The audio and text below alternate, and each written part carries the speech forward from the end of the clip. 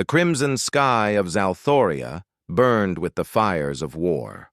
Queen Jennifer of the Velkari stood atop the shattered ramparts of her palace, her iridescent wings folded tight against her slender form as plasma bolts screamed overhead. Her people were dying. The Krell Armada had come without warning, their massive warships blotting out the twin suns, and now her world was paying the price for refusing to surrender. "Your Majesty, we must evacuate," her captain urged, but Jennifer shook her head. A queen did not abandon her people. That's when she saw him. Alex Martinez piloted his battered fighter through the chaos with a recklessness that would have gotten him court-martialed if there were anyone left to care.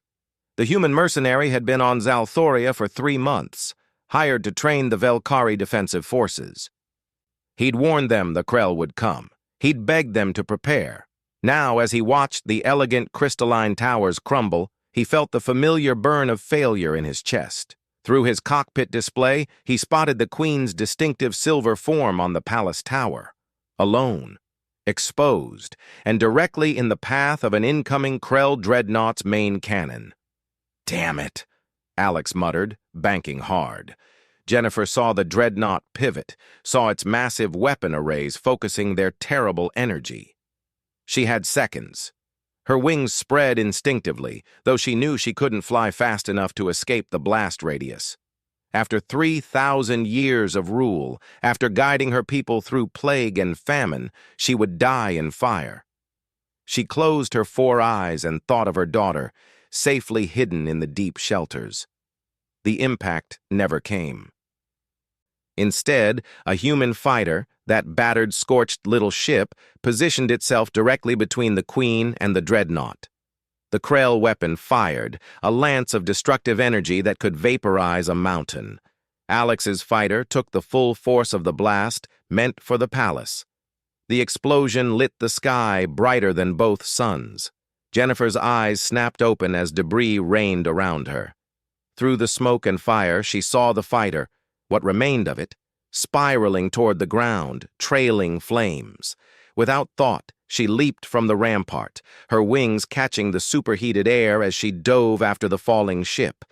The wreckage crashed into the royal gardens, tearing through ancient trees and sculptures. Jennifer landed beside it, her hands already glowing with the healing energy her people possessed.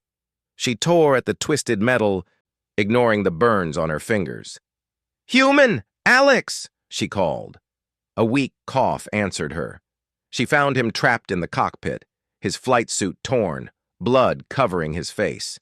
His brown eyes focused on her with difficulty. "You're alive," he managed, a ghost of a smile on his lips. "You fool," Jennifer whispered, her healing energy flowing into him even as her own strength faded. "Why? Why sacrifice yourself for me?" Alex's hand found hers, surprisingly warm despite everything. "Back home, on Earth, we have a saying. Greater love has no one than this, to lay down one's life for one's friends." He coughed, blood flecking his lips. "Besides, I've seen what you do for your people. They need you. The galaxy needs you." "I barely know you," Jennifer said, but her voice cracked. "Doesn't matter." His grip tightened. "That's the thing about humans. We don't calculate the worth of sacrifice. We just do what's right, even if no one's watching, even if no one remembers." Above them, the battle raged on, but in this moment, time seemed suspended. Jennifer poured everything she had into healing him, but his injuries were too severe. Human physiology was so fragile compared to her kind, and the damage was catastrophic. "I'm sorry," she whispered. "I cannot save you." "You already did," Alex replied, his voice fading. 3 months ago, when you didn't treat me like a lesser species, when you listened to my warnings, when you offered me a seat at your table and asked about Earth, genuinely curious." His eyes drifted to the burning sky. "You gave me a purpose again." That's worth dying for. Jennifer felt something she hadn't experienced in centuries. Helplessness.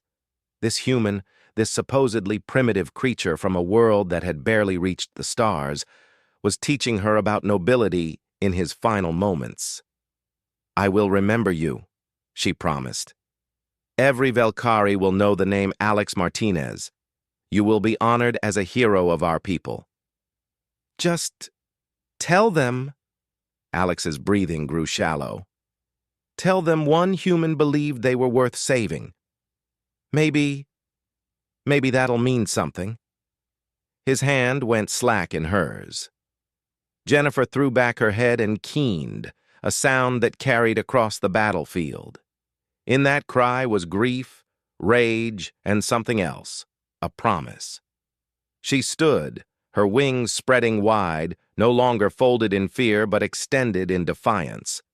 The human sacrifice had given her people time. His fighters had damaged the dreadnought's main weapon, and now reinforcements were arriving, alerted by Alex's earlier distress calls. The tide of battle shifted. 3 days later, when the Krell had been driven from Zalthoria, Jennifer stood before her assembled people and the interstellar media. She held Alex's scorched pilot's helmet. "Let it be known across the galaxy," she declared, her voice carrying through 1,000 worlds, "that humanity is not primitive, they are not lesser. They possess something we, in all our advancement, had nearly forgotten, the willingness to sacrifice everything for what is right, asking nothing in return." She raised the helmet high. This human, Alex Martinez, gave his life for a queen he barely knew, for a people not his own. He did it because that is what humans do. They see injustice and they act. They see evil and they stand against it. They see someone in need and they help, no matter the cost. Her voice strengthened. "Today I declare humanity under the protection of the Velkari Imperium. And I say to the galaxy, judge humanity, not by their technology or their youth among the stars. Judge them by their hearts. Judge them by their courage. Judge them by the man who gave everything to save a world." In the silence that followed, every being present, Velkari, human and alien alike, understood that something had changed. Humanity had announced itself to the galaxy not with weapons or threats, but with the ultimate proof of their worth. One man's sacrifice had elevated an entire species.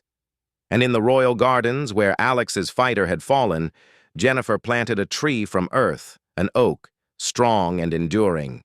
Beneath it, a simple plaque read, "Here fell Alex Martinez, who taught us that true nobility requires no crown." The end.